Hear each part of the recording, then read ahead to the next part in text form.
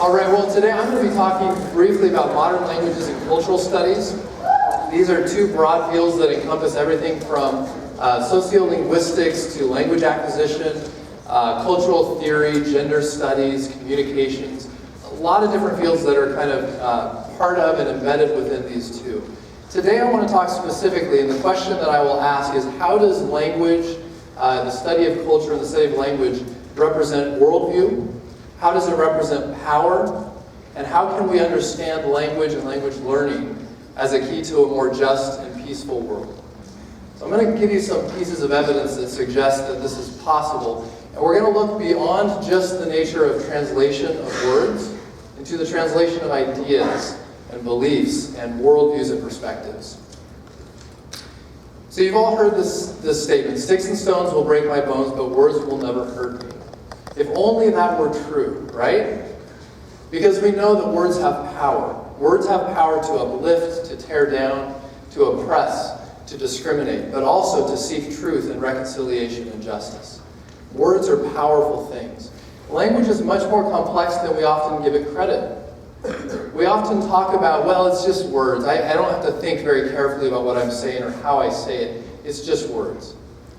But I think at the gut level, intuitively, we know that that's not true. We know that words have power and that we can use our words to speak truth to power. And I'll get to that in just a minute. So words encode meanings, symbols, myths, beliefs, our worldview, all of those things that contribute to how we view the world and one another and ourselves. We use words to encode that meaning. So let me give you some examples of words. I want you to just listen to the words and think about the images that come to mind, the emotional response that you may have to these words, and what this suggests. These are not just words, these are encoded structures that contain a lot of meaning. So from the text, if you hear the word sun, okay, you think of certain images from the text. What if I say troubled youth? You have a slightly different image of the character in the text. Murderer, probably a more strong image, a more distressing one. Hanged. We know how the story ends, right? Each of those are words that are loaded and encoded with meaning. Let's take another example that stretches beyond the text, includes the text, but looks at the colonial period. Words like indigenous, black, native, savage. Okay? Why would we use some words and not others? Let me give you an example from the text. This is on page 216, at least in the Kindle edition. There's a title from the newspaper. It says, "Another murder tragedy in city. European householder shot dead by native housekeeper." Those are loaded words, right? They're used intentionally to elicit a response. Another place in the text where John Khumalo is speaking and the police officers that are observing the protest and the march reflect on his speaking. And they say, "No trouble, sir, but this man Khumalo is dangerous. He works the crowd up to a point and then he pulls back. But I could imagine what he would be like if he weren't there, if we weren't there." So words are powerful. Words suggest meaning, they suggest influence, they suggest the ability to determine situations. Now the service that I'd like to reflect on is this idea of language translation versus understanding and mutual respect. When people first take a Spanish class or a Mandarin class or a language class, they often think that it's just about mastering the sound of a word. We exchange this word for that. What's the Spanish word for bread? What's the Spanish word or the Mandarin word for travel? But language learning is much more than simply learning phrases and memes. It's about understanding the cultural context in which that language has developed and in which it is used. Understanding language and culture can decrease conflict and improve the quality of human experience globally. And I'm going to give you one example from post-apartheid South Africa to demonstrate that. So I want to talk briefly about language and worldview and how language reflects worldview and how that influences behavior. We all begin with symbols and beliefs and norms from our families, from our upbringing, from our past. These influence the way that we view the world. We all have them. no two of us have the same symbols and meaning.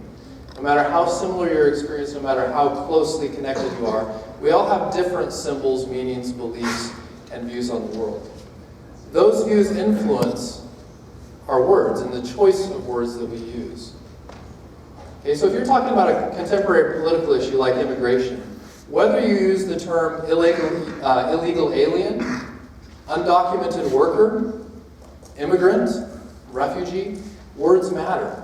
Those are loaded terms that are full of meaning, socially, historically, and otherwise. So we choose words that express and encode our ideas and beliefs. That leads to action and interaction, individual action and joint action. You and I engage in action and interaction based on our shared values, based on the divergence of our meanings and our symbols that we express and encode in words. And finally, through that interaction, we develop practices. This would be behaviors and experiences. We encode them into law, right? And it talks in the text about a just law and an unjust law, and the judge is simply there to enforce the law, not to make a judgment on whether it is just or not just. But we embed those values and those symbols that are shared culturally in law, in politics, in our social systems. And ultimately, those same systems come around and influence our symbols, our meaning, our language, and our actions. So there's this cycle of attitude, belief, meaning, words, action, the construction of social systems, and then we begin the process over again. Now, language can define in-groups and out-groups. When I say language is power, I mean that in a number of different ways. Think about insider terminology that you have as college students, as millennials, most of you, right? Not me, not your other faculty. So we don't understand when you use these terms, right? What is Snapchat? I have no idea, right? So we use insider language. Think of the evangelical context, those of you that are evangelicals. We have insider language that those on the outside don't understand. What if I say to you, cruising down the road in my 6'4", okay? Now, some of you are laughing, but there's a large number of you that have no idea what just happened, right?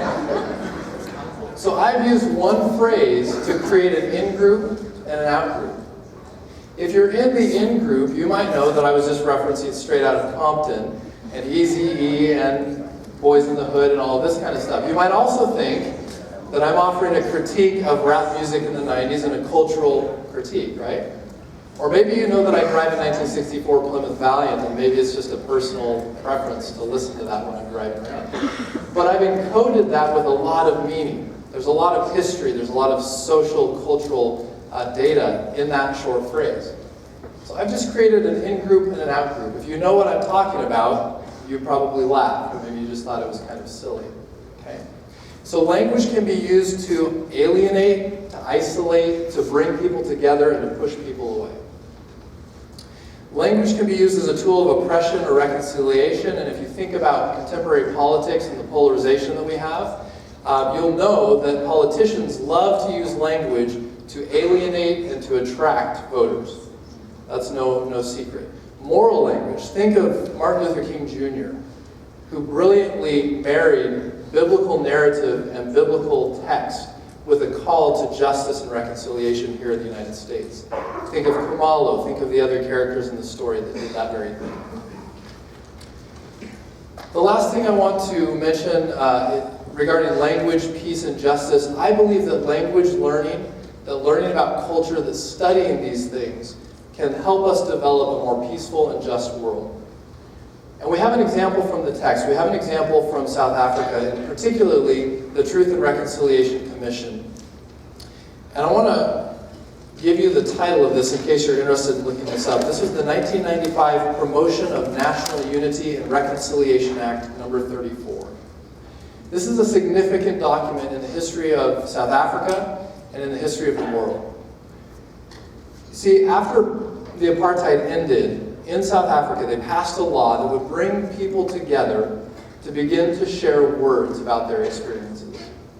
It all began with language. They invited both perpetrators and victims to talk about their experience of apartheid, to talk about abuses of human rights, suffering, murder, discrimination, and oppression. And out of those councils, out of those commissions, came a process by which perpetrator, victim, family members, friends, former colleagues could come together and reconcile and begin a path of healing in South Africa. Now, it has its critics. It wasn't perfect, but it began a process at the national level for truth and reconciliation. This is why language matters. This is why the words we choose and the words we say are so powerful. They can be used as tools of oppression and discrimination or tools of truth and reconciliation. Thank you.